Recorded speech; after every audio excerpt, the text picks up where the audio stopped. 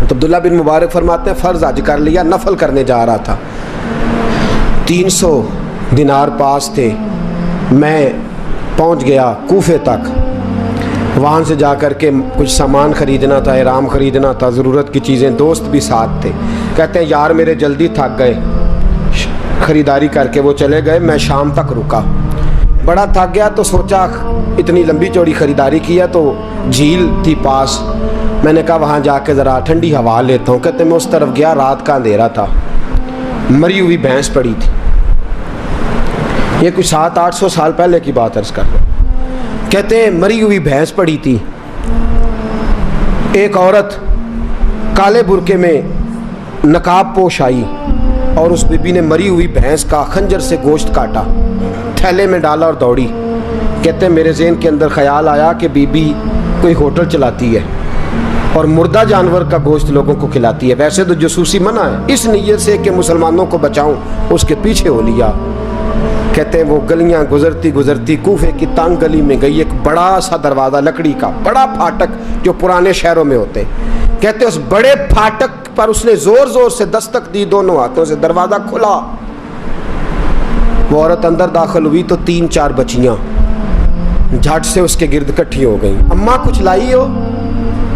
تو رونے لگی، کہنے لگی میں کچھ نہیں لا سکی، کہنے لگی یہ مردہ جانور کا گوشت ہے، اور حضور نے فرمایا جب مرنے لگو تو مردار کھا کے بھی جان بچا لو، اب میں دیکھتی ہوں تم سے کھڑا نہیں ہوا جاتا، نہ کھاؤ گی تو گر پڑو گی، یہ مردہ ہی ہے پکا لو۔ کہتے ہیں اگلے لفظ اس عورت نے کہے تو میں باہر کھڑا چیخنے لگا، وہ کہنے لگی ہم سید زادیاں ہیں، صدقہ زکوٰۃ کھا نہیں سکتی، اور سب روگاں دا روگ محمد، جس دا نام غریبی، کنڈ ولا کے لنگ جاندے سب دوست یار قریبی، سید ہیں، صدقہ زکوٰۃ یہ مردار کھا کے گزارا کرو۔ کہتے ہیں پھر اس عورت نے 4 بیٹیوں کو سینے سے لگایا، کہنے لگی تمہارا باپ زندہ ہوتا تو یہ دن نہ، سید بھی اور یتیم بھی اور مسکین بھی۔ پھر وہ روئیں، حضرت عبداللہ بن مبارک کہتے ہیں زور زور سے دروازے پہ دستک دی، بی بی باہر آئی، کون ہے؟ تو میں نے کہا میں عبداللہ بن مبارک ہوں، محدث ہوں، زمانہ مجھے جانتا ہے، میرے شاگردوں کی لسٹ بڑی لمبی ہے۔ کہنے لگی اچھا تو؟ کہنے لگا یہ 300 دینار ہیں، تو مہربانی کرے تو رکھ لے، چلے اپنا کام کریں ہم جانے ہمارا۔ کہتے میں نے زمین پہ گھٹنے ٹیک کے نا تو سید زادی کے آگے ہاتھ باندھ دیے، میں نے کہا میں نوکر ہوں، تم اولاد ہو، میں خادم ہوں، تم نسل ہو، مہربانی کرو، مہربانی میرے اوپر مہربانی، پیسے رکھ لو۔ کہتے ہیں میں نے وہ پیسے دیے، میں واپس لوٹا، یار کہنے لگے چل، میں نے کہا نہیں میں نے نہیں آج کرنا، کہنے لگے کوئی نیا پلاٹ لینے کا پروگرام بن گیا، کوئی نئی انویسٹمنٹ، لوگ تانے دیتے ہیں نا، پر جے کر یار دے نام دا ملے میڑا، ان چولی پا لئیے پنجے سٹیے نا، جے کر یار دے نام دی ملے سولی، چھوٹا چھوٹ لئیے پشانٹیے نا۔ کہتا ہے میں نے کہا یار جیسے تمہاری مرضی سمجھ لو، یہ میرا راز ہے، میں بتاتا نہیں۔ فرماتے ہیں لوگ حج کرنے چلے گئے، میں وطن آ گیا، 6 ماہ کے بعد قافلے لوٹے، جاگ کے سننا ذرا بات، میرے نبی نے فرمایا تو میرے امتی کی پریشانی دور کر، اللہ کامل حج کا ثواب دے گا۔ فرمایا میرے حبیب علیہ السلام کی امتی حضرت عبداللہ بن مبارک فرماتے میں آیا حج کر کے، حاجی آئے تو میں بڑی حسرت کے ساتھ، میں گھر میں روتا تھا، سوچتا تھا آج وہ مینا میں ہوں گے، آج وہ مزدلفہ عرفات میں ہوں گے، آج وہ لوگ جمرات کی رمی کر رہے ہوں گے، میں تڑپ کے سوچتا تھا آج در رسول کی حاضری دے رہے ہوں گے۔ کہتے میں روتا تھا، جب حاجی لوٹے 6 ماہ کے بعد تو حاضری دینے گیا، ملنے گیا، پہلا دروازہ کھولا حاجی صاحب نے، میں نے کہا مبارک ہو؟ کہتے ہیں میں نے مبارک دی ذرا سنیے گا۔ کہتے ہیں وہ حاجی مجھے ڈانٹنے لگے، کہنے لگے چھوڑ یار، اتنا بڑا آدمی ہو کے تو غلط بات کرتا ہے۔ میں نے کہا کیا ہوا؟ کہنے لگے تو نے ہمیں کہا کہ جانا نہیں، اور پھر ہم مینا میں آوازیں دیتے رہے، تو بات ہی نہیں سنتا تھا، ہم آوازیں دیتے رہے ان اللہ علی کل شیء قدیر، آوازیں دیتے تھے، سنتا نہیں تھا۔ کہتے میں حیران ہوں، میں یار میں تو گیا نہیں۔ کہنے لگے ہم 11 حاجی جھوٹ بولتے ہیں تو وہ اکیلا سچ بولتا ہے؟ सब ने देखा है। कहते मैं पलट आया, चौथे दिन फिर एक हाजी को मिलने गया, मुबारक दी। कहने लगा छोड़ किस बात की मुबारक, मैदान अरफात में तो तूने बात भी नहीं सुनी और यहाँ मुबारकें। कहते हैं अरफात में, और मैं तो कहने लगे चुप कर, गलत बात भी करता इतना बड़ा मुहद्दिस हो के। कहते हैं जब आखिरी काफिले आए, आखिरी दिन तो 8-10 काफिले इकट्ठे आए, शाम तक 7 काफिलों से मिला। हर एक मुझे कहने लगा बंदे के पास घोड़ा नया आ जाए, सवारी बड़ी आ जाए तो यारों से तो मिलना चाहिए ना, तू आवाज़ ही नहीं सुनता था।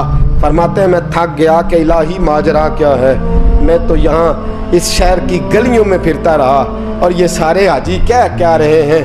फरमाते हैं रात को हज़रत रबी बिन असलम, वो बहुत बड़े बुजुर्ग मुहद्दिस थे, वो भी हज करने गए, दरवाजे पे दस्तक दी, बाहर आए तो झगड़ने लगे। कहने लगे तूने मुझे किस मुश्किल में डाल दिया है।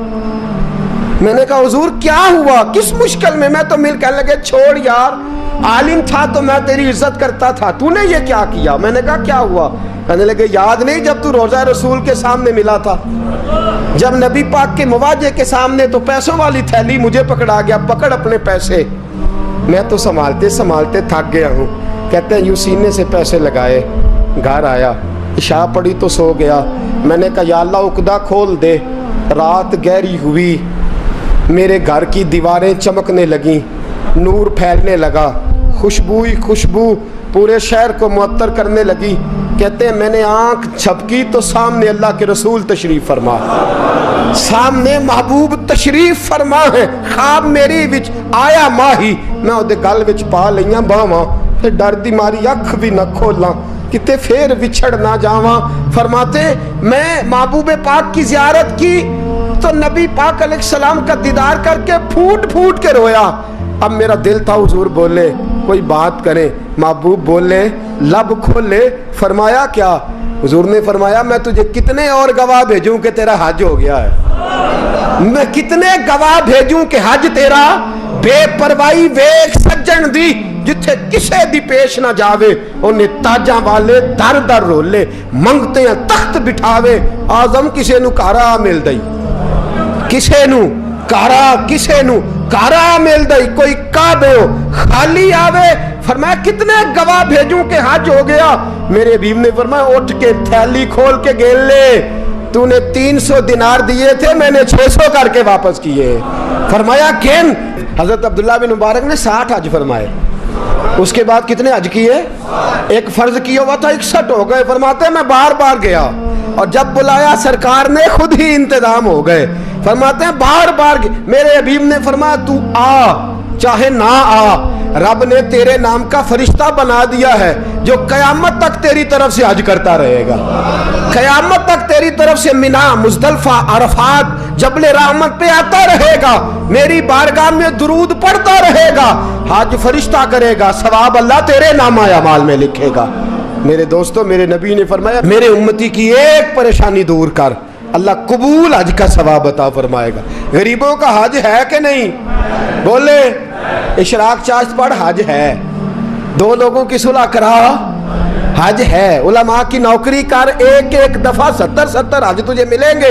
और मेरे रसूल पाक सल्लल्लाहु अलैहि वसल्लम ने फरमाया सौखा हज है, सामने अब्बा जी हैं, सामने अम्मा जी हैं, बार बार प्यार से देख, बार बार हज कर, बार बार प्यार से देख और किसी गरीब की मदद कर दे, सड़क पार करा दे, मेडिकल स्टोर से दवाई ला दे, किसी की नौकरी कर दे, बच्चा घर में नहीं अब्बा जी बीमार हो गए, जा भाग के तू चचा को छोड़ा डॉक्टर तक, तू नेकी कर, अल्लाह तुझे पूरे हज का सवाब अता फरमाएगा। हज बड़े हैं, करने की तैयारी करो, हज का बड़ा मौका हमें मुयस्सर आता है, बस प्रोग्राम बनाओ। सही मुस्लिम की हदीस, किताब का नाम क्या है, और बड़ी मजबूत हदीस मेरे नबी पाक सल्लल्लाहु अलैहि वसल्लम फरमाते हैं कुछ लोगों को अल्लाह क़यामत में खड़ा करेगा और खड़ा करके फरमाएगा चलो जन्नत में जाओ। अर्ज करेंगे मौला हम तो पापी गुनाहगार, पता सारा सरदार नू कीतियां दा, हम तो बड़े गुनाहगार, किस वजह से जन्नत। फरमाया तुम्हारे हज की बरकत से, तुमने हज किया था ना उस बरकत से जन्नत। तो बंदे अर्ज करेंगे मौला हम तो माड़े थे, गरीब थे, गए ही नहीं, हज किया ही नहीं, तो तू हज की वजह से माफ कर रहा है। तो रब करीम फरमाएगा जब हाजी जाते थे दिल तड़पता था ना, जब हाजी जाते थे आंखें बरसती थी, जब हाजियों के काफले निकलते थे उस वक़्त तुम्हारे दिल में ख्वाहिश पैदा होती थी, फरमाया तुम तड़पा करते थे, मैंने तड़प पर ही तुम्हें हज का सवाब दिया, और खाली सवाब नहीं दिया, उस हज की बरकत से आज जन्नत भी अता फरमा रहा हूँ। मेरे दोस्त प्रोग्राम बना, तड़प पैदा कर, नीयत पैदा कर, ये ना कहा कर कि हज तो सिर्फ अमीरों का है, गरीब कैसे करे, हज बड़े हैं, करने की तैयारी कर, तू प्रोग्राम बना, मेरा रब तुझे गांव गांव पे, नगर नगर पे, गली गली हज का सवाब देगा। हमेशा मिदहते खैरुल अनाम में गुजर